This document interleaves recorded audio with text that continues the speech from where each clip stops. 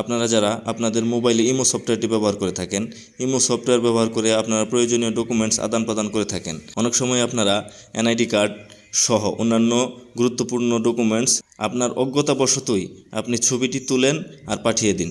আসলে ইমোতেও এইচডি কোয়ালিটির ছবি পাঠানো সম্ভব। আর আজকে আপনাদের দেখিয়ে দিব যে কিভাবে আপনি আপনার ইমো ব্যবহার করে এইচডি কোয়ালিটির ডকুমেন্টস অন্য কোনো মোবাইল ডিভাইসে পাঠাবেন। তো চলুন শুরু করা যাক।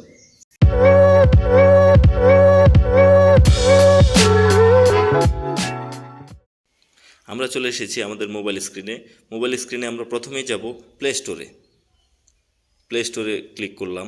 ক্লিক করার পর সার্চ বারে আমরা লিখব ইমো লেখার সাথে সাথেই ইমো সফটওয়্যারটি সামনে চলে এসেছে। আমি আগে থেকেই সফটওয়্যারটি ইনস্টল করে রেখেছিলাম। এখন ওপেন করলাম। ওপেন করার পর আমার প্রোফাইলে যাব। আমার প্রোফাইলে ক্লিক করার পর সেটিংসে চলে যাব। সেটিংসে ক্লিক করার পর আমরা চলে যাব স্টোরেজ অ্যান্ড ডাটাতে যাওয়ার পর এখানে অনেকগুলো অপশন শো করছে। আমরা চলে যাব ফটো আপলোড কোয়ালিটিতে ক্লিক করলাম। এখানে আপনারা দেখতে পাচ্ছেন অটো রিকমেন্ডেড করা আছে, অর্থাৎ আপনার মোবাইলের ডাটার স্পিড অনুযায়ী যে রেজুলেশন সেট করা আছে সেটাই চলে যাবে। আমরা এটাকে পরিবর্তন করে হাই কোয়ালিটি দিয়ে দিব।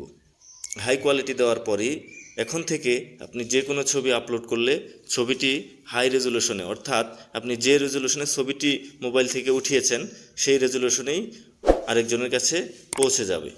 এখন আপনি আপনার এনআইডি কার্ড সহ অন্যান্য গুরুত্বপূর্ণ ডেটাগুলো এভাবে পাঠালে ছবির রেজুলেশন নষ্ট হবে না। তো ধন্যবাদ সবাইকে। চ্যানেলটি সাবস্ক্রাইব করে পাশে থাকবেন।